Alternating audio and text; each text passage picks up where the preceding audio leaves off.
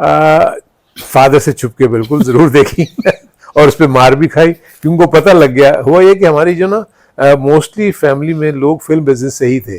मेरे चचा एग्जीबिटर थे, वो फिल्में जो है वो फिल्मों में लगाना, मेरे मामू जो थे वो भी यही काम करते थे। तो एक दिन वो हमें फिल्म दिखाने ले गए और फादर को नहीं पता था कि हम फिल्म देखने चले गए। तो मैं वो फिल्म देखने के बाद, उस दिन छुट्टियां थी स्कूलों की, तो हम ना पुफो की तरफ, हम लोग लॉरेंस रोड पर रहते थे जो आजकल निश्तर रोड है, और वो PCHS में रहती थी वो। तो मैं छुट्टियों पे वहाँ जाके, मेरा कजिन थे, हम लोग वहाँ पर वक्त गुजारते थे और वहाँ बाहर सड़कों में क्रिकेट वगैरह खेलना, ये करना। तो मैं वहाँ पर था। वो जो कई मामू आए घर पे, उन्होंने ऐसी जिक्र किया तो कहने लगा भाई आज मैंने आपके बच्चों को फिल्म दिखाई है। तो वालिद साहब की कोई फिल्म देखी थी? नहीं, वो कोई मुझे अभी तक स्टंट क्वीन के नाम से कोई फिल्म थी, बहुत पुरानी, मुझे तो एक विविड सी मेमोरी है। सो वो उनको जैसी पता, तुमने फिल्म दिखा दी मेरे बच्चों को, ये कहाँ है हारून, बुलाओ उसको।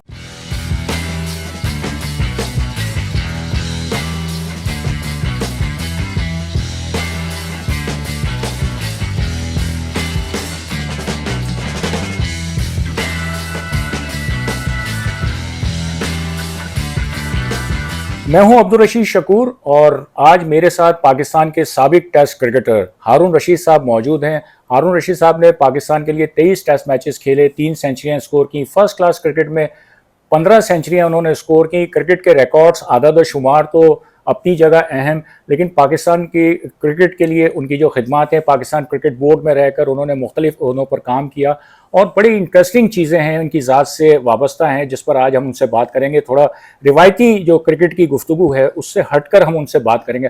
हारून भाई, बहुत शुक्रिया आपका, मेरे इस यूट्यूब चैनल के लिए आप से बात हो रही है, बहुत शुक्रिया आपका। आपका शुक्रिया रशीद, आपने लेकिन बड़ी देर के बाद याद किया। चले, देर आए दुरुस्त आए। हारून भाई, वैसे तो आपसे, मतलब मैं जब BBC में था या दूसरे उसमें, तो आपसे बात हो रही थी, लेकिन अब ये इस कहना चाहिए प्लेटफॉर्म से जो है वो आपसे पहली मरतबा बात हो रही है। क्रिकेट पे तो आपसे मुख्तलिफ चैनल्स जो है वो बात कर रहे हैं कि पाकिस्तान की क्रिकेट की मौजूदा सूरत हाल। आज मैं सोच रहा हूँ थोड़ा सा हटके बात की जाए। आपके वालिद जो थे मुनव्वर रशीद साहब, वो बहुत ही पाकिस्तान के, कहना चाहिए कि एक बहुत बड़ा नाम फिल्म इंडस्ट्री का, फिल्म डायरेक्टर के तौर पर उन्होंने बड़ी कामयाब फिल्में बनाई, जिसमें मुझे याद है मेरे चाइल्डहुड जो कुछ फिल्में थी, जिसमें नई लैला, नया मजनू, रोड टू सवाद, ये वो फिल्में जो हमने सिनेमा में जाके देखी। तो आप भाई ये बताएं कि ये वालिद आपके फिल्म डायरेक्टर, तो घर में फिल्म पर बात हो रही होती है, ये सारी चीज़ें होती है, लेकिन आप और आपके सारे भाई जो हैं वो अदाकारी या उस शोबे के बजाय क्रिकेट की तरफ निकल गए, इसकी क्या वजह है? देखिए, एक तो सबसे बड़ी चीज़ ये थी कि मेरे अपना ख्याल है, क्योंकि उस वक्त हम बच्चे थे तो इतना आइडिया नहीं था। मेरे फादर बहुत ऑर्थोडॉक्स किस्म के इंसान थे, बहुत मजहबी थे। सो उनके लिए उस फिल्म इंडस्ट्री में जाना उस वक्त, क्योंकि उस वक्त तो आपको पता है कि वो इंडस्ट्री इतनी ज़्यादा मजबूत भी नहीं थी, फाइनेंशियली इतनी वायबल भी नहीं थी, और जो अच्छी फैमिलीज़ हैं वहाँ पर अपने बच्चियों को ख़ास तौर पर तो नहीं भेजते थे एक्टिंग वगैरह के लिए। लेकिन उनको शौक़ था बचपन से ही, वैसे प्रोजेक्टर से मूवीज़ बनाना, ये करना, हमें कार्टून बना के वो कभी अपनी वो बनाते थे वो सारी चीज़ें। लेकिन जब उन्होंने फिल्में, जैसे हमने इन दोनों फिल्मों का जिक्र किया, नई लैला नया मजनू, बेसिकली कॉमेडी का ट्रेंड वहीं से शुरू हुआ था, डांसेस का ट्रेंड वहीं से शुरू हुआ था। तो जब हम बड़े हुए, पहले तो हमारी हिम्मत नहीं होती थी, हमने कहा आप इतने मजहबी हैं लेकिन ये डांसेस आपने ऐसे ऐसे करवाए वहाँ पर। तो लेकिन हैविंग सेड दैट, उन्होंने कभी हमें इनकरेज नहीं किया, यानी कभी भी ऐसा नहीं हुआ कि उन्होंने घर पे आके कभी फिल्म इंडस्ट्री के ऊपर या फिल्मी मौज़ूआत पे कोई गुफ्तगू की हो या बताया कि आज मैंने ये किया या वो किया। इसलिए हमें उन्होंने कहा कि नहीं, ये एक्चुअली ये फील्ड, मैं तो आ गया हूँ इसमें, लेकिन ये फील्ड अभी इस काबिल नहीं है कि हम आपको यहाँ भेजें। उनका मकसद सिर्फ यही था कि यहाँ प्रोफेशनलिज्म एज सच ऐसा नहीं है कि कोई अगर इस फील्ड को ले तो करियर बना ले। एक तो ये भी रीज़न मुझे लगता है। दूसरा ये हुआ कि मैं बचपन से ही ना स्पोर्ट्स की तरफ ज़्यादा राग़िब था। स्कूल के ज़माने में मैंने सिर्फ ये है कि क्रिकेट ही नहीं खेली, मैंने तकरीबन तमाम स्पोर्ट्स में हॉकी इंटर स्कूल खेला, फुटबॉल का इंटर स्कूल खेला, उसके बाद बास्केटबॉल का इंटर स्कूल खेला। तो एथलेटिक्स में मैं बहुत अच्छा था, वहाँ मैं खेलता रहा। क्रिकेट भी साथ साथ चलती रही, क्योंकि मैं इंटर स्कूल में कैप्टन भी था अपने CMS स्कूल का। मेरा जब स्पोर्ट्स की तरफ ज़्यादा मेरा रुझान रहा, तो मेरा खुद भी ध्यान जो है ना उस तरफ नहीं गया। तो हम सॉरी हारून भाई, आपने जिस तरह कहा कि घर में वालिद साहब जब आते थे तो फिल्म इंडस्ट्री या फिल्म के बारे में कोई बात नहीं होती थी, तो ये बड़ी अजीब सी बात है कि जिस तरह आप बता रहे हैं, तो इसका मतलब है कि कभी आपने कभी किसी फिल्मी स्टूडियो का भी रुख नहीं किया कि वहां जाके कोई शूटिंग देखी हो, या किसी फिल्मी अदाकार से कोई मुलाकात इस तरह का कोई? आप तो हैरान होंगे कि हमें तो फिल्म देखने की इजाजत भी नहीं थी, और ये चीज़ आप लोग के लिए भी बड़ी हैरानकुन होगी कि मेरी जो फर्स्ट टाइम किसी स्टूडियो में एंट्री हुई वो क्रिकेट की वजह से हुई। क्योंकि अगर आपको याद हो, कराची में मॉडर्न स्टूडियो हुआ करता था, अब्दुल डायर जो थे वो उसके रूए रवां थे, उनको क्रिकेट का बहुत शौक था, तो उन्होंने अपने वहाँ पर क्रिकेट पिच बनाई हुई थी जहाँ पर कराची के तमाम लड़के जो है ना जाके वहाँ प्रैक्टिस किया करते थे। तो फर्स्ट टाइम जब मैं एंटर हुआ किसी फिल्म स्टूडियो में तो वो क्रिकेट की वजह से था, अदाकारी की वजह से नहीं। उसके बाद तो फादर तो कभी मुझे इनकरेज नहीं करते थे स्टूडियो में आने के लिए। तो बाद में जब हम क्रिकेट खेलते लाहौर जाते थे तो मेरे दोस्त वगैरह जितने भी हमारे कलीग्स जो खेल रहे होते थे तो कभी कभी वो कहते थे यार चले स्टूडियो चल के देखते हैं। तो उस दौरान 2 से 4 मरतबा हमने जाके वहाँ पर फिल्म शूटिंग्स वगैरह देखी हैं। अदरवाइज फिल्में देखी फादर से छुप के बिल्कुल जरूर देखी और उस पर मार भी खाई, क्योंकि उनको पता लग गया। हुआ ये कि हमारी जो ना मोस्टली फैमिली में लोग फिल्म बिजनेस से ही थे। मेरे चचा एग्जीबिटर थे, वो फिल्में जो है वो फिल्मों में लगाना, मेरे मामू जो थे वो भी यही काम करते थे। तो एक दिन वो हमें फिल्म दिखाने ले गए और फादर को नहीं पता था कि हम फिल्म देखने चले गए। तो मैं वो फिल्म देखने के बाद, उस दिन छुट्टियां थी स्कूलों की, तो हम ना पुफो की तरफ, हम लोग लॉरेंस रोड पर रहते थे जो आजकल निश्तर रोड है, और वो PCHS में रहती थी पुफो। तो मैं छुट्टियों पे वहाँ जाके, मेरा कजिन थे, हम लोग वहाँ पर वक्त गुजारते थे और वहाँ बाहर सड़कों में क्रिकेट वगैरह खेलना, ये करना। तो मैं वहाँ पर था। वो जो कई मामू आए घर पे, उन्होंने ऐसी जिक्र किया तो कहने लगा भाई आज मैंने आपके बच्चों को फिल्म दिखाई है। तो वालिद साहब की कोई फिल्म देखी थी? नहीं, वो कोई मुझे अभी तक स्टंट क्वीन के नाम से कोई फिल्म थी, बहुत पुरानी, मुझे तो एक विविड सी मेमोरी है। सो वो उनको जैसी पता, तुमने फिल्म दिखा दी मेरे बच्चों को, ये कहाँ है हारून, बुलाओ उसको। ये उनको पता लगा जी वो सोसाइटी में है, वो तो PCHS में है, पुफो की तरफ, बुला के लाए उनको। जनाब हमें वहाँ से खास तौर पर बुलाया गया, और फिर जो मेरी दुर्गत बनी वो मैं आपको नहीं बता सकता क्योंकि मेरे फादर जो थे ना वो करते क्या थे, मुर्गा बना देते थे और उसके ऊपर एक तख्ती रख देते थे कि ये गिरनी नहीं चाहिए।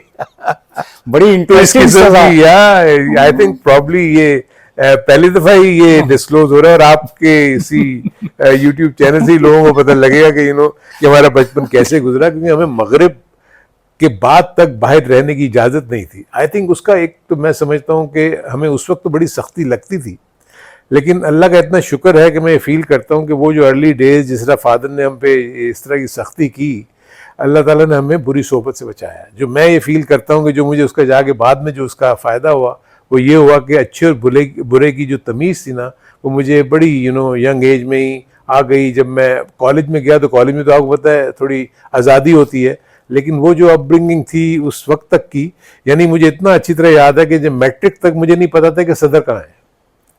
सो हम एक दूसरे के मतलब मरहून मिन्नत होते थे कि भाई यार वो कहाँ जाना है। आप हैरान होंगे कि फर्स्ट टाइम मैं जब अंडर-19 के ट्रायल्स देने के लिए नेशनल स्टेडियम जा रहा था तो मुझे नेशनल स्टेडियम का नहीं पता था कि वो कहाँ है। सो मैं एयरपोर्ट पे निकल गया, मैं अपने एक दोस्त के साथ जा रहा था, वो मुझे लेके जा रहा था। तो मैंने कहा यार, फिर हमने वहाँ किसी से रुक के पूछा भी नेशनल स्टेडियम का है, उसने कहा वो यहाँ नहीं, वो तो पीछे है। फिर हम वापस आए, उसमें नाम पुकारे जा रहे थे कि जी कौन कौन आ गया है ट्रायल्स के लेकर। नहीं तो मैं जैसे ही पहुंचे चौथा या पांचवा नाम मेरा जो बाद में आया तो मैंने कहा जी मैं आ गया हूँ, वक्त पे आप पहुंच गया। अच्छा हारून भाई, आपने लॉरेंस रोड का जिक्र किया। मेरा बचपन भी कमोबेश वही इलाका और सारी चीज़ें हैं, तो मुझे अभी वही आंखों के सामने वही अपना बचपन भी याद आ रहा है। किस तरह का बचपन रहा आपकी? जो दोस्ती जो थी जावेद मियादाद के साथ किस तरह रही? आपकी जो स्कूल के ज़माने की क्रिकेट, फिर मोहल्ले के अंदर उनके साथ क्रिकेट, शरारतें, थोड़ा सा वो सुनने वालों को, देखने वालों के लिए बड़ा इंटरेस्टिंग। जी देखिए, जावेद के साथ तो हमारे बड़े ही पुराने ताल्लुकात इस पॉइंट ऑफ व्यू थे कि आपको याद है कि वहाँ पर डाउ मेडिकल कॉलेज है, उसके सामने ही एक मोहल्ला था जहाँ पर जावेद मियादाद रहते थे, और हम मेन निश्तर रोड के ऊपर, जो कि आगे जाके वो निगार सिनेमा एक ज़माने में वो करता था, ली मार्केट की तरफ जब जाते हैं तो उस तरफ वहाँ पर एक भीमपुरे का इलाका है, बिल्कुल है। तो वहाँ पर हम रहा करते थे। तो हमारे बिल्कुल बिल्डिंग के साथ ही जो अखाड़ा बिल्डिंग के नाम से, वो अखाड़ा ट्रस्ट था उस जमाने में, हम उस बिल्डिंग के एक फ्लैट में रहते थे, तो उसके बराबर में ही CM स्कूल था। अच्छा, उस स्कूल में मेरे सारे भाई भी पढ़े हुए हैं सिवाय एक भाई के, और बाकी ये जावेद के जितने भाई थे वो भी वहीं पढ़े हैं। सो जावेद का जो बड़ा भाई था हनीफ, वो मेरा क्लास फेलो था। जो उस हनीफ से भी बड़ा भाई थे बशीर मियादाद मरहूम, वो हमसे 1 साल सीनियर थे। जब मैं क्रिकेट टीम में आया तो वो कैप्टन थे टीम के, सही। और हनीफ और मैं हम टीम में होते थे। जावेद जो था ना, मेरे छोटे भाई फारूक का क्लास फेलो था, जो कि उस वक्त क्लास 6 में था ये। सो मुझसे 4 से 5 से 6 साल ये जूनियर था। तो बहुत छोटा था उस वक्त, तो मैं इतना नहीं पता लगता था क्या। फिर उसके बाद हुआ ये कि मुस्लिम जिमखाना के जो सेक्रेटरी थे वो जावेद मियादाद के फादर थे, मियादाद साहब। बहुत ही शफीक और बहुत ही अच्छे इंसान, बहुत कम ऐसे लोग आपको दुनिया में मिलते हैं। तो उसी बेसिस के ऊपर, क्योंकि बशीर मियादाद, हनीफ और जावेद सब मुस्लिम जिमखाना में खेलते थे, मैं उस जमाने अपने मोहल्ले की टीम में खेलता था, या मैं शाहीन जिमखाना में खेलता। अच्छा। जो मुशीर रब्बानी की टीम थी, जो आपको याद होगा, हॉकी प्लेयर भी थे और वो क्रिकेट भी चलाते थे। तो इन्होंने मुझे जो कहा कि यार तुम मुस्लिम जिमखाना में क्यों नहीं आ जाते। सो मुस्लिम जिमखाना का सबसे बड़ा एडवांटेज ये था कि उनका अपना होम ग्राउंड था, क्योंकि शाहीन जिमखाना का ग्राउंड तो कुछ भी नहीं था। देन मैटिंग विकेट थी वहाँ पर, जो कि क्रिकेट के लिए मैं समझता हूँ कि शुरू में अर्ली टेक्निक्स जो डेवलप होनी है, क्योंकि वो बाहर बाउंस भी होता था, स्विंग भी होता था, क्योंकि बाकी जगहों पे तो वो सीमेंट की बाकी तो सीमेंट विकेट्स थी, तो इसलिए वो बड़ी फ्लैट होती थी। तो वहाँ आपकी मेरा ख्याल है उससे हमारी जो बैटिंग की टेक्निक्स जो है, इसलिए आप देख रहे होंगे मियादाद या मैं, हमें जहाँ भी कोई बाउंसियर ट्रैक्स मिले तो कभी कोई इशू ऐसा हुआ नहीं। सो इस तरह फिर हमारा जो वो हुआ, तो ये क्योंकि मेरे छोटे भाई का क्लास फेलो था, बड़ा शरारती था ये तो हमारे मोहल्ले में आके हमने क्रिकेट खेलना, हमने कोई जो बिल्डिंग की कोई ऐसी चीज नहीं थी जो हमारी क्रिकेट से बच गई हो। दीवारें तोड़ दी हमने, अपने घरों की जो ने दरवाजे तोड़ दिए, जो सामने खेल रहे हैं, मार रहे हैं, ये कर रहे हैं। सो इसी तरह बहुत तंग, क्योंकि हम हमारी छत पे जब हम खेलते थे तो जो नीचे वाला जो लोग रहते थे ना, क्योंकि धम धम की आवाजें आती थी, वो ऊपर से आगे हमें नाराज हो जाना। तो एक तो जावेद मियादाद को उन्होंने आगे बहुत डांटा वांटा, क्रिकेट बंद करवा दी। तो जावेद मियादाद ने क्या किया कि वो पूरा कहीं से इन 2 भाइयों के साथ मिलके कूड़ा करकट उठाया और उनके दरवाजे के सामने फेंक के भाग गए। तो इस किस्म की शरारतें हुआ करती थी उस जमाने में। अपना हारून भाई, जब आप की क्रिकेट की हम बात करते हैं तो एक हिस्ट्री आपकी फैमिली ने क्रिएट की हुई है। 7 भाई फर्स्ट क्लास क्रिकेट खेले, जिसमें आप वाहिद हैं जो टेस्ट क्रिकेट तक आए, इंटरनेशनल क्रिकेट। कितना प्राउड फील होता है, क्योंकि सिर्फ इंग्लैंड में हमने एक फैमिली देखी, फॉस्टर ब्रदर्स जो हैं, जिनके 7 भाई जो है, और फिर आप लोग, तो कितना प्राउड फील होता है। और आप समझते हैं कि वो जो एक कहना चाहिए रिकॉर्ड कह लें या एक अचीवमेंट कह लें, एक बहुत बड़ा संगे मील, वो उस तरह हाईलाइट नहीं हुआ दुनिया के सामने, जिस तरह हमने गोरों को देखा है, अंग्रेज़ों को देखा है कि उनके विजडन के अंदर, मैं उस दिन देख रहा था तो हर जगह वो फॉस्टर आ रहा था। तो वो चीज़, उसके बारे में थोड़ा सा आई थिंक इसमें ये है कि देखें, आप पाकिस्तान को कंपेयर नहीं कर सकते in terms of reading habits. Probably अगर आप ये देखें कि लोग इतना ज़्यादा पढ़ना लिखना नहीं होते। अगर आप इंग्लैंड वगैरह में जाते हैं तो आपको हर बस में, हर ट्यूब, जहाँ भी आप बैठे थे, लोगों के हाथ में या अखबार होगा या बुक्स होंगी। सो उनको पढ़ने का इतना है, तो इसलिए वहाँ पर जितनी भी चीज़ें होती हैं उनको वो उजागर करते हैं, क्योंकि वो पढ़ी जाती हैं। हमारे यहाँ अभी पढ़ाई का इतना रुझान नहीं। आप देख लें, आपके यहाँ जितनी भी आपकी लाइब्रेरीज हैं, बड़ी बड़ी लाइब्रेरीज बनी हुई हैं, वो फ्री, मतलब ये खाली होती हैं। आजकल के स्टूडेंट्स कभी वो उसके लिए चले जाते हैं। खैर अब तो ज़माना बदल गया है, अब तो ज़रूरत भी नहीं रही, क्योंकि डिजिटल आपको सारी चीज़ें अवेलेबल हैं।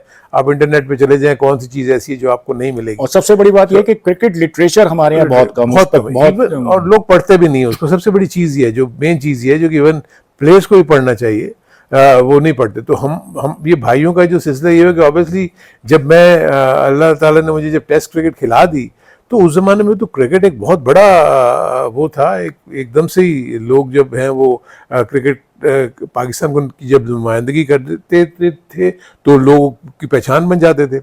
सो वो देखते हुए आई थिंक भाई भी मेरे ख्याल सारे इंस्पायर हुए, सब क्रिकेट के माहौल में रहे, तो उन्होंने भी क्रिकेट खेलनी शुरू की, फर्स्ट क्लास क्रिकेट तक आए।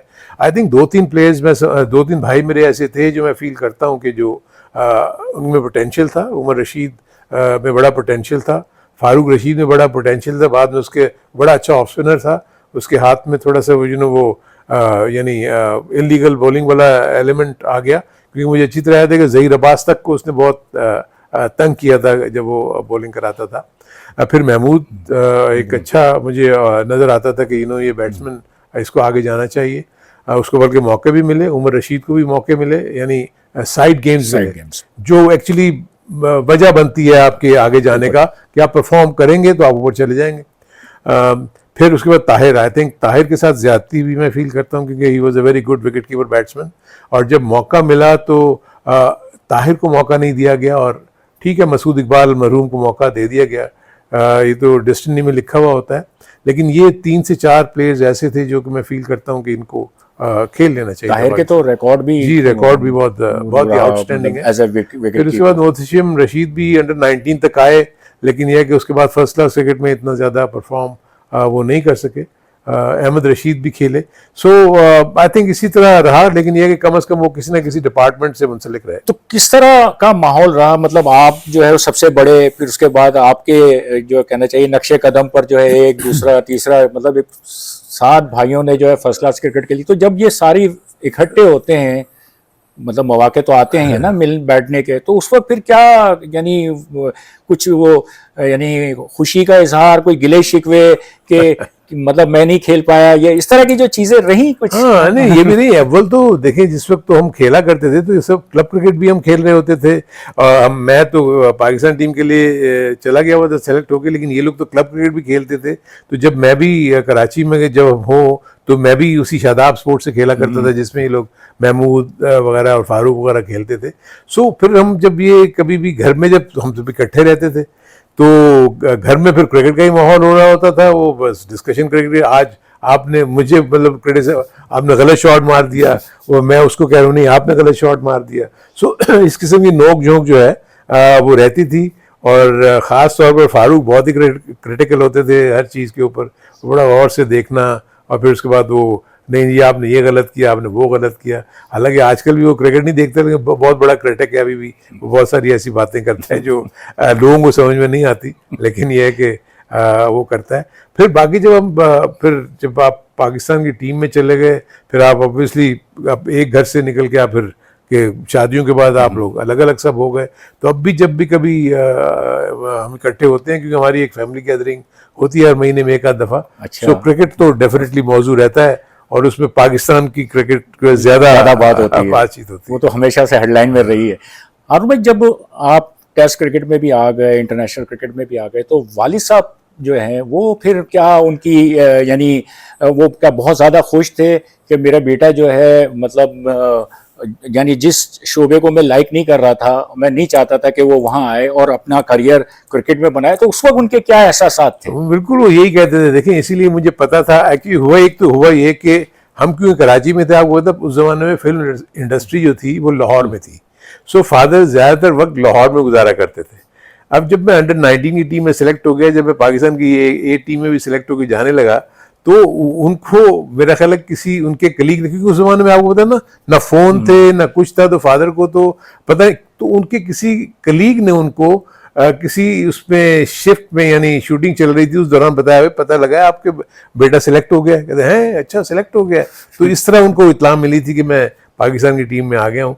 सो बड़ा इस मामले में खुश, फिर दुआएं देते रहते थे कि देखो मैं इसलिए कह रहा था कि अल्लाह ताला ने आपके लिए दूसरी फील्ड रखी हुई है, अगर ये फील्ड रखी हुई थी तो मैं आपको यहाँ ले जाता, लेकिन आपके लिए ये फील्ड नहीं थी, आप उस फील्ड में थे तो अल्लाह ताला ने आपको वहाँ ले गया, आपके सारे भाई भी आपके पीछे पीछे वहाँ चले गए।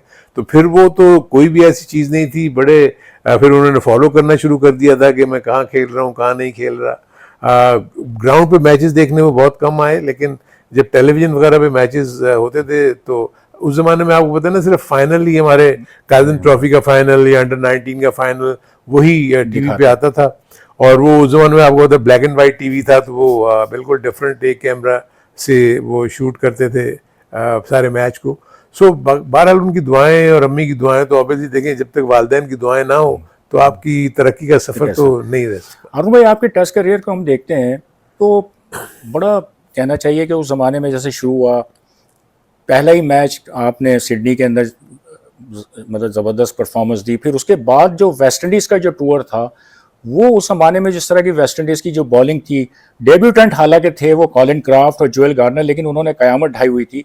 और उसमें अगर हम देखें तो माजिद खान और वसीम राजा के बाद अगर किसी तीसरे बैट्समैन की अगर परफॉर्मेंस हम देखते हैं तो वो आपकी नज़र आती है कि जिसमें वो एक 72 की भी इनिंग्स है, पूरी सीरीज में 300 रन अगर हम देखते हैं तो वो किस तरह का तजर्बा रहा था कि एक तरफ आप जब डेनिस लिली को खेल के गए ऑस्ट्रेलिया से, मैक्स वॉकर को खेल के चले गए, लेकिन वहाँ वेस्ट इंडियन जो बैटरी थी उसको आपने फेस किया, वो तजर्बा कैसा रहा? देखिए, इसकी सबसे बड़ी वजह मैं आपको बताऊं, जो फ़ायदेमंद, जो मैं आपने अभी थोड़ी देर पहले मैंने जिक्र किया था मुस्लिम जिमखाना का, वो मैटिंग विकेट थी।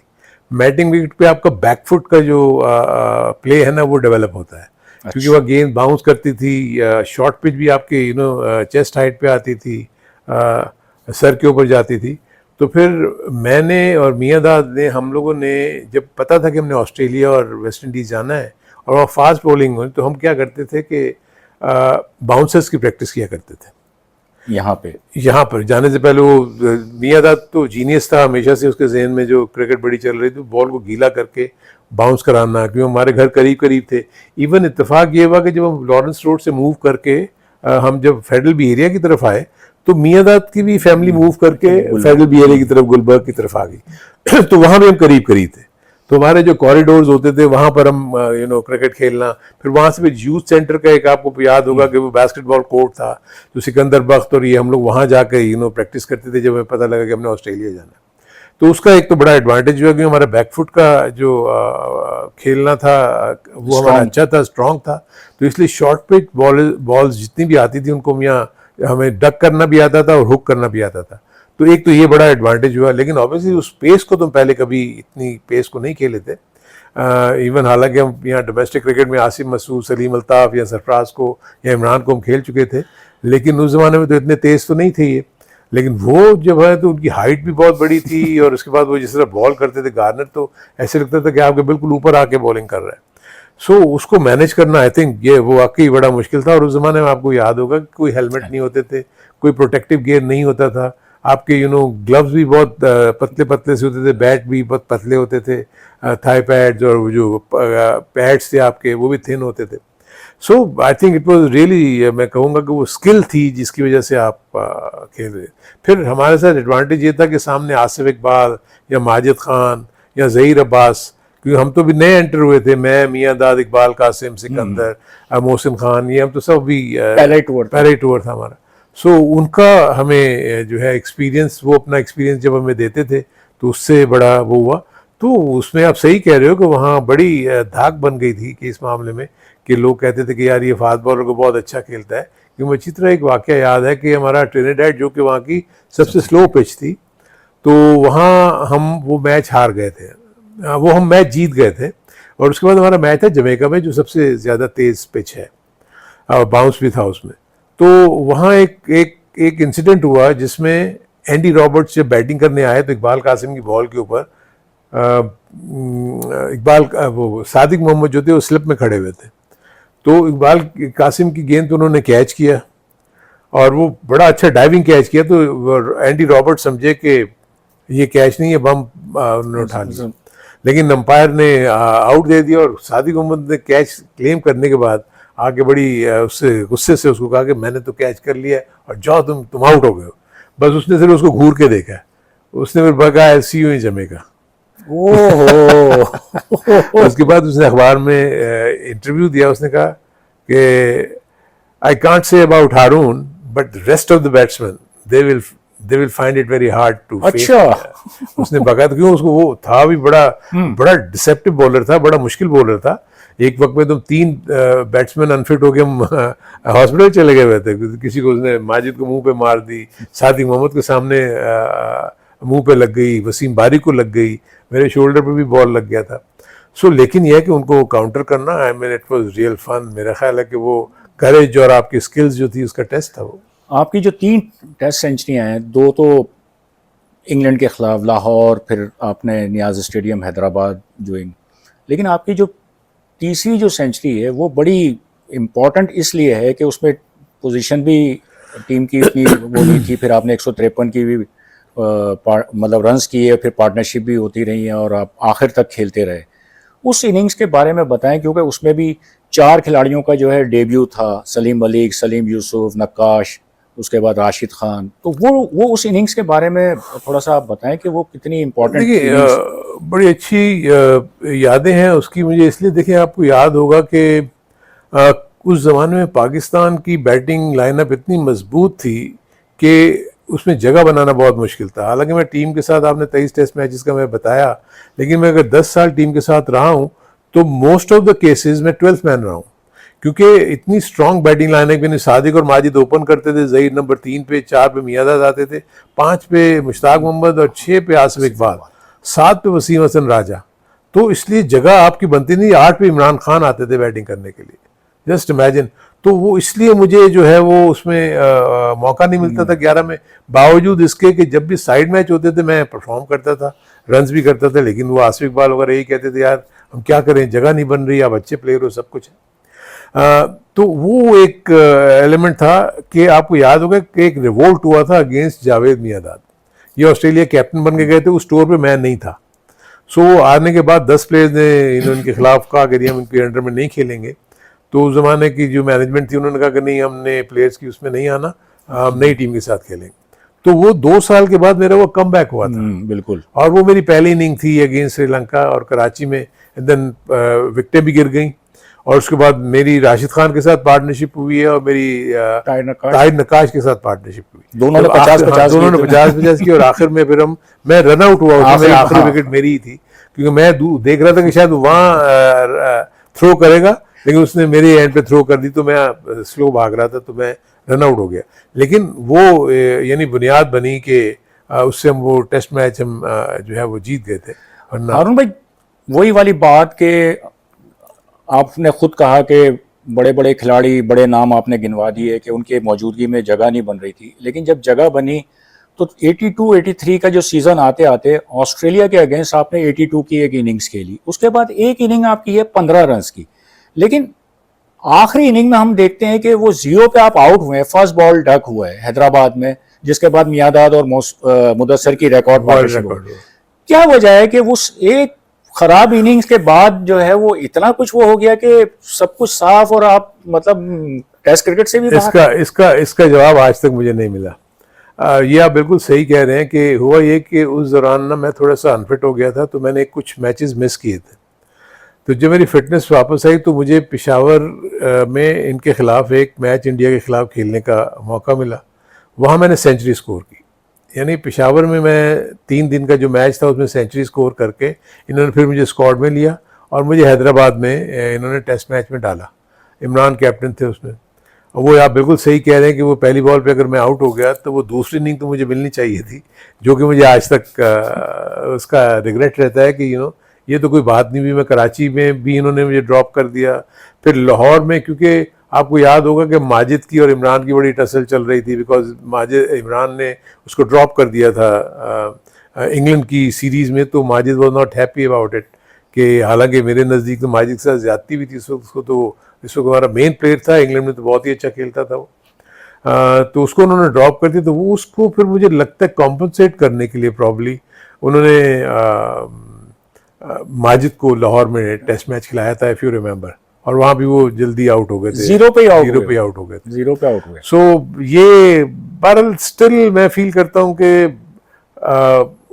मैं उस मैच के बाद भी आप खेल सकते हैं। हाँ बिल्कुल, इसमें तो कोई शक नहीं है। उस मैच के बाद भी आप खेल सकते हैं, क्योंकि देखिए एक इनिंग पे तो आप किसी का करियर खत्म नहीं कर सकते, डिसाइड नहीं कर सकते। तो उसका मुझे हुआ कि ये थोड़ा सा मेरे साथ हुई, लेकिन फिर बाद में मैंने देखिए, एक तो चीज़ ये होती है कि एक चीज़ पे तो मैं बड़ा फर्म बिलीवर हूँ कि हर चीज़ जो है वो देखिए आपकी किस्मत में लिखी हुई है। जो अल्लाह ताला ने आपको देना है ना, उसको तो कोई छीन नहीं सकता, और जो नहीं मिलना आपको तो वो कोई आपको दे नहीं सकता। तो ये मेरा उसूल शुरू से ही ज़िंदगी का यही रहा। चीज़ें अल्लाह ताला का शुक्र अदा करते हैं, अच्छी मिल जाती हैं, जब बुरी भी है तो उसमें भी कोई ना कोई बेहतरी होगी। अल्लाह ताला को ही पता है कि क्या चीज़ अच्छी है क्या नहीं। आप कोशिश करते रहते हैं, अल्लाह ताला यही कहता है कि आप कोशिश करें अच्छी नीयत के साथ, फल तो उसका मिलेगा, देर आए दुरुस्त आए। अगर आप ये देखें, अगर आपको मैं और फर्दर आगे लेके जाऊँ, मैं अगर क्रिकेट इतनी ज़्यादा नहीं खेला तो प्रॉब्ली मैं समझता हूँ कि मेरे अपने जितने भी मेरे साथी क्रिकेटर्स हैं, प्रॉब्ली वो मकाम हासिल नहीं कर सके क्रिकेट एडमिनिस्ट्रेशन में जो अल्लाह ताला ने मुझे दे दिया। आप आपने देखें ना मुख्तलिफ मुख्तलिफ ओहदों ओहदों में पे और और मुख्तलिफ उसमें जो है वो अपनी जी जिम्मेदारियां आपने निभाई हैं। और तो वो ये तजर्बा कैसा रहा, और इसमें सबसे मुश्किल अगर मैं आपसे पूछूं कि आप, मेरा ख्याल है चीफ सेलेक्टर भी रहे, नॉर्मल सेलेक्टर भी रहे, आप कोच भी रहे, आप जो है वो एडमिनिस्ट्रेशन में भी आए, डायरेक्टर डोमेस्टिक, डायरेक्टर इंटरनेशनल, मुख्तलिफ हैसियतों में आपने तकरीबन हर जगह आपने काम किया है। सबसे मुश्किल और चैलेंजिंग चीज क्या रही आपके लिए, कोचिंग देखिए या टीम को मैनेज करना, ये सारी चीजें? देखिए ये एक्चुअली इस किस्म की जितनी भी पोस्ट होती है ना वो चैलेंजिंग तो होती हैं। देखिए एक तो ये है कि आप जब आप क्रिकेट खेल रहे होते हैं तो आप एज ए क्रिकेटर डेवलप हो रहे होते हैं। अगर आप एज ए बैट्समैन खेल रहे हैं तो आप एज ए बैट्समैन डेवलप हो रहे हैं। आप जब बॉलर हैं तो आप एज ए बॉलर डेवलप हो रहे हैं। तो वहाँ पर आपकी क्रिकेट एडमिनिस्ट्रेशन की स्किल्स नहीं डेवलप हो रही होती, क्योंकि आपको तो पता है मैंने बैटिंग करनी है, मैंने आज रन्स करने हैं, टीम के लिए कॉन्ट्रीब्यूट करना है। बॉलर जो होगा उसको पता है मैंने आउट करने हैं, मैंने टीम के लिए कॉन्ट्रीब्यूट करना है। लेकिन जब आप क्रिकेट छोड़ के आप जब एडमिनिस्ट्रेटिव रोल में आते हैं ना तो उसकी अलग स्किल्स आपको चाहिए। आई थिंक मैं लकी था कि मैं यूवीएल में था, यूनाइटेड बैंक में। इरफान मिर्ज़ा हमारे हेड हुआ करते थे। बड़े कीन वो थे हर स्पोर्ट में। उन्होंने हॉकी ये वो जो भी है जो आपको यूबीएल ग्राउंड नज़र आता है, आई थिंक अगर उसमें इरफान मिर्ज़ा साहब की अगर वो मेहनत ना हो, उनके साथ सिकंदर के भी काफ़ी एफर्ट्स थे उसमें, तो ये आपको ये ग्राउंड नज़र ना आता। जिस तरीके से वो टॉप मैनेजमेंट को लेके वो चलते थे, तो उन्होंने ना मुझे अपना नंबर 2 बना लिया था। मुझे उन्होंने एक तो मैं आपको याद शायद नहीं 83 में जब ये हुआ तो मैंने क्रिकेट छोड़ दी थी और मैं बैंकिंग में चला गया था, क्योंकि मैं यूबीएल में था। तो मैंने स्टाफ कोर्स यानी स्टाफ कॉलेज में कोर्सेज किए। बेसिक ट्रेनिंग कोर्स होता है बैंकिंग का, फिर फॉरेन एक्सचेंज का ट्रेनिंग कोर्स होता है, फिर इंस्टीट्यूट ऑफ बैंकर्स के जो है आपको एग्जाम्स पास करने पड़ते हैं। तो मैं टोटली शिफ्ट कर गया हुआ था इनटू बैंकिंग। क्रिकेट से आपने हाँ, बिल्कुल बिल्कुल किनारा कशी इख्तियार करके और फिर वो हो गए। उसमें हुआ ये कि जब मैं वहाँ चला गया, I was about to become a bank manager. तो उस वक्त फिर इरफान मिर्ज़ा साहब ने अंडर 19 की टीम बनाई और उनको कहा कि नहीं यार हारून को बुलाएं, हमने हारून के हवाले ये करनी है टीम और उसके बाद हम आगे चलेंगे।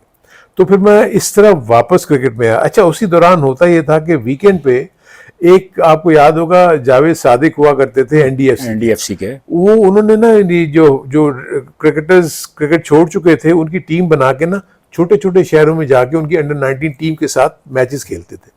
अच्छा, उसी दौरान माजिद खान जो थे वो पीटीवी के स्पोर्ट्स के हेड भी बन चुके हुए थे। तो जब हम क्रिकेट खेलते थे माजिद खान वो लीड किया करते थे उस टीम को, तो मिल के बैठ के बातें होती थी। कहते बातों बातों में कहते थे यार आप लोग क्रिकेटर हो, मैं देखता हूँ कि कमेंट्री में सारे लोग वो बैठे हुए जिन्होंने क्रिकेट नहीं खेली हुई। दुनिया भर में क्रिकेटर्स ही कमेंट्री कर रहे होते हैं क्योंकि उनको पता है कि अंदर फील्ड में क्या हो रहा है, उसके टेक्निकल एस्पेक्ट्स वो देखते हैं। तो आप लोग क्यों कमेंट्री नहीं करते? मैं अगर आप लोगों को मौका दूँ तो आओगे आप लोग? तो मैं, तस्लीम, आरिफ, सिकंदर, हमने कहा जी क्यों नहीं, अगर आप मौका दें हम आएंगे। तो वो मैं कमेंट्री की तरफ भी चला गया। तो जब मैं कमेंट्री की तरफ गया और जब हमने क्रिकेट के ऊपर बातें करनी शुरू की तो ऑल ऑफ अ सडन जो मासेस थे उनको क्रिकेट के बारे में कुछ टेक्निकल चीजें पता लगनी शुरू हो गई। ये हो गया। तो हम जब कभी निकलते थे तो वो लोग हमें मिलके कहते थे जी आपके आने से तुम क्रिकेट समझ रहे हैं, वरना तो लोग कहते थे कि बॉल आई उसने हिट मार दी, ये कर दी। लेकिन आप फिर वो बता रहे होते हैं कि उसने अगर हिट मारी तो क्यों मारी, अगर वो आउट हुआ तो क्यों आउट हुआ। सो वो टेक्निकलिटीज को देखते हुए प्रॉब्ली मैं ये फील करता हूँ कि एक तो इरफान मिर्ज़ा साहब, तो मैं 6 साल कप्तानी की थी यूबीएल की, तो इसलिए उनको तो मेरी इन चीज़ों का पता था कि इसमें क्या सलाहियत है क्या नहीं है। तो वो अंडर 19 में जब मैं कोच बना तो वहाँ मैंने उसको करने के बाद फिर उन्होंने वहीं से मुझे यूबीएल की सीनियर टीम का भी हेड कोच बना दिया। तो उसी दौरान मुझे पाकिस्तान क्रिकेट बोर्ड से भी ऑफर आनी शुरू हो गई कि जी हम चाहते हैं कि हमारी अंडर 19 की टीम को आप कोच करें। और फिर इस तरह मेरा जो वो एडमिनिस्ट्रेशन वाला क्रिकेट एडमिनिस्ट्रेशन का सफ़र शुरू हुआ। सही, जो फिर वहाँ रुका नहीं। जूनियर टीम से मैं फिर सीनियर टीम में आया एज कोच।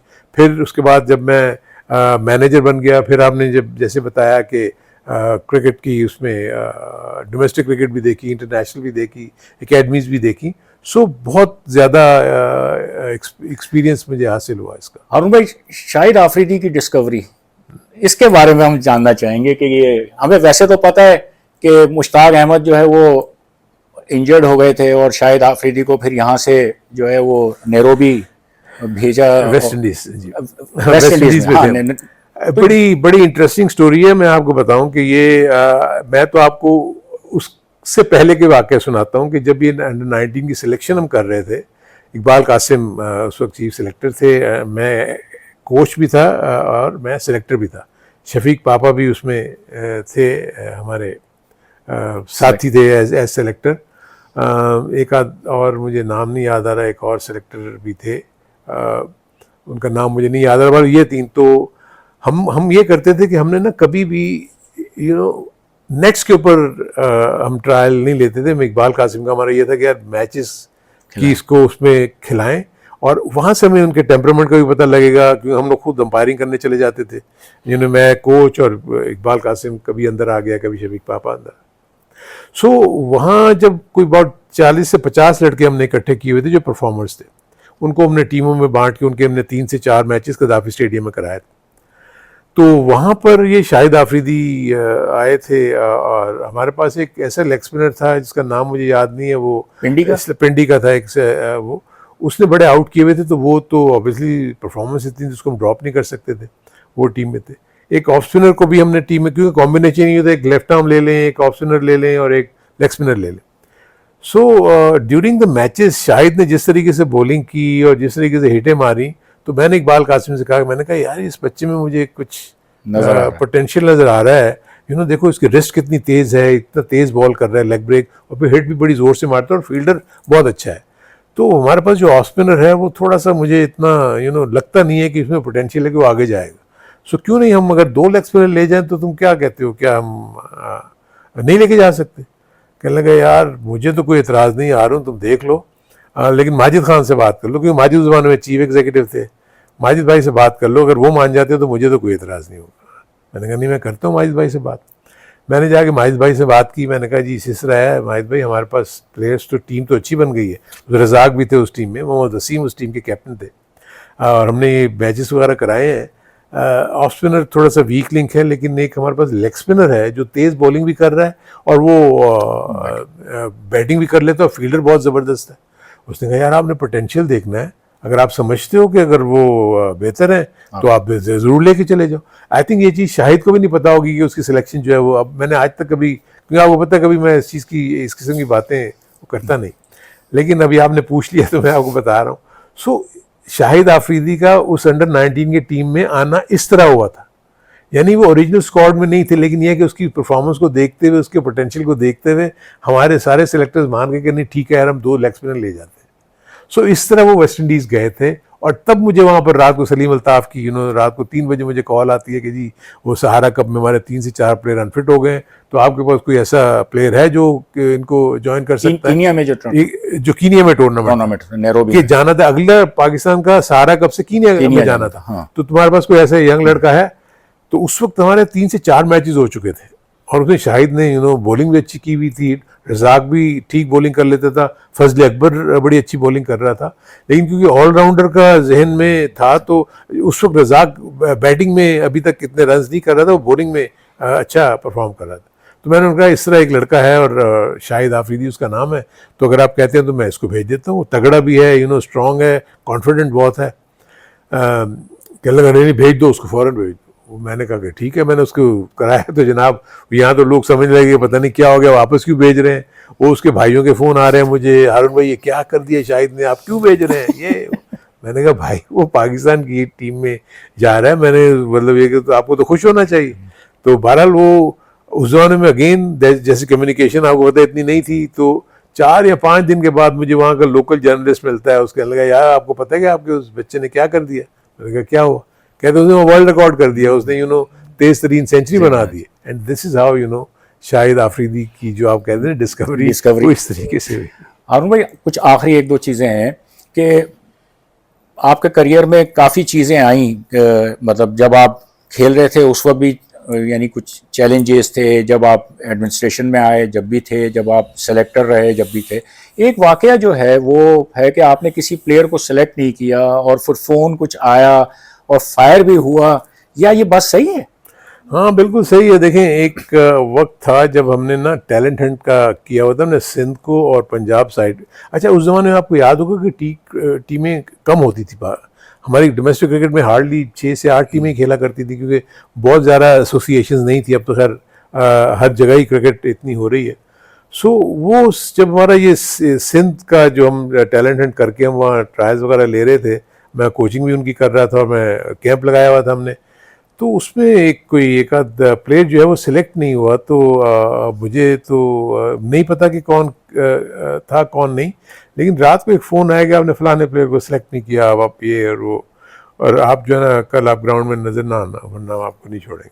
मैं समझे ऐसी कोई कॉल है कोई क्या, मैं चला गया। मैंने कहा कोई बात नहीं, इस तरह की कोई ऐसी कॉल आ जाती। बहरहाल वो मैंने वो अपना नेट वो सारा किया, सब कुछ मैंने करने के बाद जब मैं, अगर आपको याद होगा उस ज़माने में वो एक जिमखाना का एक वो स्टैंड बना हुआ होता था मिड विकेट की तरफ, बिल्कुल था, क्योंकि मेन पैवेलियन से हम तो वहीं से हमने एंट्री रखी हुई थी, वहीं से हमने वो, वहाँ उस ज़माने में आपको याद होगा कि इब्राहिम होते थे जो खाना वाना हमारी टीम को जितने भी कैंप लगा हुआ था उनके लिए बनाते थे, सब कुछ करते थे। बल्कि वो हॉकी स्टेडियम में भी वो करते से थे, निकल के हम हाँ, वो हमारे साथ बड़े पुराना को जगह दे दी थी, वो बड़े बहुत ज़बरदस्त। तो वो मैं जब ख़त्म उदम करके तो मैं निकल रहा था, लड़के वो मेन की उससे चले गए, मेरी गाड़ी उस तरफ खड़ी हुई थी जिमखाना स्टैंड की तरफ, तो मैं उस तरफ चला गया। तो मैंने ऐसी देखी, मेरी नज़र ऊपर पड़ी तो ऊपर दो लड़के मुझे नज़र आए जिमखाना के वो जो स्टैंड के ऊपर। मैंने कहा ये भी कोई ऐसी प्लेयर अपने के साथ आए हुए होंगे, कुछ होगा। दोबारा वो निकल में अपनी गाड़ी की तरफ बैठ रहा था, तो मैंने देखा वो वहाँ का जो गेट था ना, वहाँ पर खड़े होके वो मेरी तरफ उन्होंने वो गन तान ली, और उसके बाद जो देख रहा था मैं, थोड़ा वो मुझे एमेचर्स लग रहे थे क्योंकि वो शिवर भी कर रहे थे जब वो कर रहा था ना, तो उसने फायर कर दिया। तो मैं डक किया तो थोड़ा साइड पे, तो इब्राहिम वहाँ वो अपने वो डिश वॉशिंग वो उसके बंदे कर रहे थे, तो उसने देख, हारून भाई आपके ऊपर फायर कर दिया किसी ने। तो एकदम ना वो फिर मोटरसाइकिल पे बैठ के भाग गए। और मैं थोड़ी देर के लिए तो शॉक हो गया यार, ये क्या हो गया। सो उसी वक्त फिर मैं उधर बासी साहब जो थे वो ज़माने में थे, तो मैं उनके पास गया, उनको बताया कि ये इशू हुई, बड़ा डिस्टर्ब हुए। लेकिन अल्लाह ताला का शुक्र है कि उसके बाद फिर कोई, लेकिन फिर पता नहीं चला कि क्या कौन थे, किस प्लेयर क्या कुछ, वो फिर बात वहीं की वो हो गई उसके बाद। अल्लाह का शुक्र है। देखिए बस जो भी है वो। हारून भाई, आखिरी सवाल कि आपकी बैटिंग के बारे में बात हो गई, सुपर सब, ये बड़ा जबरदस्त टाइटल जो हमने 1982 के अंदर जो एक मशहूर हुआ, हारून रशीद सुपर सब। हालांकि पहला टेस्ट मैच जो एजबास्टन में था वो आप खेले, लॉर्ड्स में मेरा ख्याल है आप फिर नहीं खेले, हेडिंगले के अंदर जो है वो आप जो है मतलब 12वें खिलाड़ी थे, और उसमें जो है वो कमाल के आपके कैचेस थे। तो ये यानी इसके बारे में थोड़ा सा बताएं कि टीम में ना होते हुए भी इतनी अपने अंदर वो मोटिवेशन और इतना इंटरेस्ट और इतना जोश के सब्स्टिट्यूट की हैसियत से भी आपने जो है अपना रोल प्ले किया। देखिए शौक तो बहुत था, आई थिंक कोई भी एक्चुअली, एक तो देखिए मैंने आपको बताया था कि अर्ली डेज में मैं एथलीट रहा था, तो मैं बहुत ज़्यादा फ्लेक्सिबल और बहुत, मैं आपको याद होगा कि एक तो आप ये सुपर सब की बात कर रहे हैं, वेस्ट इंडीज में जो फील्ड मार्शल कहते थे जो टोनी कोजियर, इफ यू रिमेंबर, क्योंकि मैं कवर पे अकेला खड़ा होता था और पॉइंट भी कोई नहीं होता था, मिड ऑफ में भी, तो मैं ये सारा एरिया कवर करता था, फील्ड मार्शल। हाँ। तो वो सरफराज एक्चुअली जो जिन जो है ना, वो सरफराज कहा यार क्या तू जिन की तरह कभी यहाँ पहुँच जाता है कभी वहाँ पहुँच जाता है। सो वो अल्लाह ताला ने वो दी हुई थी। तो इमरान, और जब मैं ऑस्ट्रेलिया के टूर पे जब जा रहा था ना, तो मुश्ताक मोहम्मद कैप्टन थे ऑस्ट्रेलिया वेस्ट इंडीज़ के टूर पे, तो उन्होंने कहा यार तुम खेलोगे तो नहीं, तो उस ज़माने में उनको किसी कोई वो जो एनर्जी ड्रिंक का कोई स्पॉन्सरशिप हुई थी, तो मुझे उन्होंने ट्रे पकड़ा दिया, बोला तू तो यार मेरा सारा 12th मैन है पूरे टूर का, तो इसलिए तू ये ग्लास वगैरह पकड़ के खड़ा हो जाए। और वो ऐड इस तरह बना कि मैं जो है ना फील्डिंग की वजह से मुझे वो 12th मैन उन्होंने कह दिया कि मैं रहूँगा। सो जब वो 82 के टूर पे गए तो इमरान कैप्टन थे, तो एक हम साइड मैच खेल रहे थे, तो इमरान ने मुझे ऐसे कह दिया, वो कैंट के खिलाफ मैच, तो उनका आ जाए जिन तो इधर आ जाए शॉर्ट लेग पे खड़ा हो जाए इधर एक। अच्छा मैं जाके खड़ा हो गया, वहाँ मैंने एक बॉल पकड़ के वो रन आउट भी कर दिया, वहाँ एक दो कैच भी कर लिए। वो कहा यार तू तो भाई अब तूने बस यहीं रहना है, तूने शॉर्ट लेग पे, वहाँ से मेरी शॉर्ट लेग की फील्डिंग का वो हुआ। तो इसलिए वो जो आप सुपर सब की बात करें ना, हुआ ये कि 3 कैचेस मैंने वो उस एज ए 12th मैन मैंने वहाँ किए थे, तो इसलिए उन्होंने वो कमेंटेटर ने सुपर सब कह दिया कि यार ये जहाँ जाता है कैच आ जाता है। मुझे उन्होंने शॉर्ट लेग पे खड़ा किया, वो मैंने वो एलन लैम्प का शायद कैच कर लिया, गली में मैंने गावर का कैच कर लिया, और डी फाइन लेग में बॉथम का कैच कर लिया। तो 3 मुख्तलिफ जगहों के ऊपर मैंने, यानी कि ऑलराउंड जिसमें कहना चाहिए ना कि एबिलिटी के भी, वो शॉर्ट लेग में भी कर सकता है, ये स्लिप में भी कर सकता है, आउटफील्ड का भी फील्डर है। सो इस तरीके से वो सुपर सब का जो है ना सिलसिला जो था वो इस तरह हुआ। बहरहाल ये है कि बहुत ही अच्छी अच्छी यादें हैं। आई थिंक वो पीरियड ऐसा था कि जिसमें आपको बहुत कुछ सीखने का मौका मिला। एक तो दुनिया को देखने का आपको मौका मिला, बाहर के लोग किस तरीके से अपनी ज़िंदगी गुजारते हैं और हम अपने यहाँ पर आकर उसको किस तरीके से इम्प्लीमेंट करते हैं। वहाँ के इंफ्रास्ट्रक्चर को देखने का मौका मिला, वहाँ की मैनेजमेंट को देखने का मौका मिला। ज़मीन आसमान का फ़र्क है। They are thorough professional people, उनको पता है क्या करना है क्या नहीं। मुझे अच्छी तरह याद है कि जब मैं मैनेजर था पाकिस्तान की टीम का, तो ऑस्ट्रेलिया की टीम का भी एक मैनेजर था जो काफ़ी अरसे से उनके साथ था। तो कदाफी स्टेडियम में हमारा वो हो रहे थे मैचेस, तो मुझे ऐसी बात करने लगा, कहता यार मैं यहाँ पिछले 10-12 साल से आ रहा हूँ, आपका यही कदाफी स्टेडियम है ऐसे ही है, आपका वही नेशनल स्टेडियम है वैसे ही है, आपका एक ये 2-3 ग्राउंड है जो है। इस 10 से 12 सालों में हमने वहाँ 4 से 5 नए स्टेडियम डेवलप कर दिए। सो दिस इज़ हाउ कि फ्यूचरिस्टिक थिंकिंग, फोर साइटेडनेस के आगे क्या होना है, हमने क्या करना है, इसका जो बहुत बड़ा जो मुझे जो अफसोस होता है वो यही है कि हमारे यहाँ पर क्योंकि इतनी जल्दी जल्दी चॉपिंग एंड चेंजेस होती हैं। आपका हर 2 साल के बाद चेयरमैन चेंज हो जाता है, आपका हर 2 साल के बाद जो है आपका सिलेक्टर चेंज हो जाता है, हर 2 साल के बाद आपका मैनेजर चेंज हो जाता है, टीम बुरा परफॉर्म करती है, आप सारी चीज़ें चेंज कर देते हैं, डोमेस्टिक स्ट्रक्चर को चेंज कर देते हैं। और यही वजह है कि जो हमारी जो भी जो आप देख रहे हैं कि जो नाकामियाँ हो गई या जो कोई चीज़ हमारी कंसिस्टेंसी का लेवल नहीं बढ़ रहा, उसका रीज़न यही है क्योंकि हम डिसीजन मेकिंग में इसलिए कंसिस्टेंट नहीं है कि हमारे जो कोचेज़ हैं उनमें कंटिन्यूटी नहीं है, जो हमारे चेयरमैन हैं उनमें कंटिन्यूटी नहीं है हमारे। तो इसलिए ये चीज़ें तो देखें ना, जब हर 2 साल के बाद आप नए बंदे को ला के बिठा देंगे, वो अपने हिसाब से सोचेगा ना, ठीक है वो अच्छी तरह सोचे या बुरा सोचे वो अलग बात है, लेकिन अगर मुझे किसी को आप मुझे चार्ज देंगे तो मैं अपने अंदाज में ही उसको चलाऊंगा ना। मेरा अंदाज या for that matter Najam Sethi साहब का अंदाज या नसीम अशरफ साहब का अंदाज या तौकीर ज़िया का अंदाज डिफरेंट होगा, उसको हर चीज़ को डिफरेंट लेंगे। इस सारी चीज़ों में मैं ये ज़रूर कहूँगा कि मैंने इतने सारे चेयरमैन के साथ काम किया, अगर मैं समझता हूँ कि पाकिस्तान की डिक्लाइन अगर हुई है ना, तो आई थिंक वो सेठी साहब का रेजिग्नेशन था जो उन्होंने इमरान खान के आने के बाद दिया। उनको नज़र आ रहा था कि इमरान शायद उसको नहीं रखेंगे, उन्होंने रिज़ाइन कर दिया। उस वक्त पाकिस्तान की टीम अगर आप देखें तो वो ऊपर की तरफ जा रही थी। आप देख लेंगे पाकिस्तान में टीमों ने आना शुरू कर दिया था। PSL का ब्रांड जो 3 दफ़ा कोशिश कर चुके थे PCB में, हम नाकाम हुए थे, उन्होंने आके उस ब्रांड को खड़ा किया। पहले UAE में खेले, फिर पाकिस्तान में लेके आया, फिर पूरी की पूरी PSL पाकिस्तान में आ गई। बाहर की टीमों ने आना शुरू कर दिया। अब डोमेस्टिक की तरफ उन्होंने तवज्जो देनी शुरू की थी और वहाँ पर हमारे प्रोग्राम्स बन रहे थे कि हमने किस तरह इसको लेके चलना है। वहाँ से उनके जैसे वो रिमूवल होता है उसके बाद फिर वो थोड़ी सी देर के लिए आते हैं और उसमें भी बहुत सारी ज़बरदस्त किस्म की चेंजेस और चीज़ों को बेहतर करने की कोशिश होती है and then he is again remove. तो मेरे अपने नज़दीक ये एक पाकिस्तान के लिए जो सेटबैक होगा वो ये है कि नजम सेठी साहब को कंटिन्यू करना चाहिए था। हालांकि सब बहुत अच्छे थे, सबके साथ मैंने बहुत काम किया। तौकीर ज़िया की बड़ी ज़बरदस्त कंट्रीब्यूशन है in terms of these academies जो आपको बनी हुई नज़र आती हैं।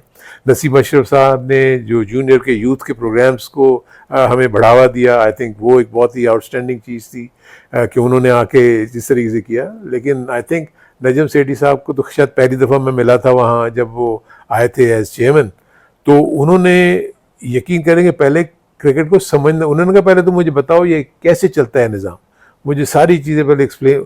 और वो इतने ज़बरदस्त किस्म की समझने में इतना वो थे कि आपके मुंह से अभी 2 से 4 बातें निकलती थी वो समझ जाते थे, बस मैं समझ गया। एंड डिसीजन मेकिंग, उनको आपने कन्विंस किया नहीं, उसी वक्त आपने सिग्नेचर उनसे लिया नहीं, उनको कन्विंस करना बस आपको पढ़ना होता था, आपको लॉजिकल वो दें। तो आई थिंक इस मामले में मैं बहुत लकी रहा हूँ कि मेरे साथ जितने भी मेरे सुपीरियर्स थे उन्होंने मुझ पर बहुत ट्रस्ट किया। जावेद बर्की ने मुझ पर बहुत ट्रस्ट किया when he was the chief selector. Majid Khan ने मुझ पर बहुत ट्रस्ट किया और आई थिंक अल्लाह का बहुत शुक्र है, अगर आप उठा के देख लें, जब माजिद खान ने मुझे सीनियर टीम की तरफ लेके जाना चाहा एज कोच, मैंने माजिद भाई को मना किया। मैंने कहा देखिए मैं जूनियर लेवल पे बहुत अच्छा काम कर रहा हूँ, आपको प्लेयर्स मिल रहे हैं, देखिए जो नीचे से आपकी जो लॉट आ रही है, आपके सारे प्लेयर्स जो हैं वो सारे ऊपर की तरफ जा रहे हैं अंडर 19 से, मुझे वहाँ से ना टच करें। कह लेंगे नहीं उनका कोई मुश्ताक के साथ कोई डिस्प्यूट हो गया था, वो कोई कोच थे, तो उन्होंने कहा नहीं यार ये मैं तुम आ जाओ ना, क्योंकि सारे अंडर 19 के प्लेयर्स ऊपर आ गए हुए हैं, तो तुम्हें क्या इशू है। मैंने कहा देखिए सीनियर लेवल के ऊपर आपकी coaching is a different ball game all together, क्योंकि आपके नीचे बेसिक्स नहीं पता लोगों को, वहाँ ज़रूरत है कोचिंग की, ऊपर इतनी ज़रूरत नहीं है। सो बहरहाल लेकिन माजिद भाई ने इंसिस्ट, मैंने कहा ठीक है आप कह रहे हैं तो मैं कर लेता हूँ। सो वो एक वो था, तो मैं इस मामले में बहुत लकी था कि मेरे जो सुपीरियर्स थे वो देखते थे कि के मुझे बड़ा कहा करते थे नजर सेठी साहब, कहते यार तुम्हारे खिलाफ मुझे बहुत शिकायतें आती हैं, हर कोई तुम्हारे खिलाफ, तुम मीडिया में तुम्हारा कोई दोस्त नहीं है, ये नहीं है। मैंने कहा नहीं सर ऐसा नहीं है, मेरे सब दोस्त हैं, लेकिन बहरहाल मैं अपने जो जॉब कर रहा हूँ तो होता है उनके जहन में होता होगा कि मैं कई चीज़ें शेयर कर लूँ, बता दूँ, ये कर दूँ, लेकिन जो शेयर करने वाली होती है वो तो मैं कर देता हूँ, लेकिन जो कई चीज़ें ऐसी हैं जो आपके स्टेट सीक्रेट होते हैं वो तो आप नहीं, तो एक्चुअली उनको अंदर की बात चाहिए, वो उनको, तो कभी कोई वो नाराज हो जाते, कहते नहीं, एक बात याद रखना, जिस दिन मीडिया की तरफ से तुम्हें फेवर मिला मैं समझ जाऊंगा तुम गड़बड़ कर रहे हो। लेकिन बहरहाल एनीवे बड़ा अच्छा टाइम हर एक के साथ बहुत अच्छा गुजरा, और हमने बड़ा ज़बरदस्त, अभी अल्लाह का शुक्र है कि हम। हारून भाई बड़ी दिलचस्प गुफ्तगू हुई, उसमें बड़ा पुरानी यादें भी ताज़ा हुई, और जो असर हाजिर की जो क्रिकेट है उस पर भी आपने काफ़ी डिटेल में बात की। बहुत शुक्रिया, आपने वक्त दिया, बहुत आपका शुक्रिया कि आपने मेरे इस यूट्यूब चैनल के लिए जो है, thank you very much, always welcome, always welcome, thank you.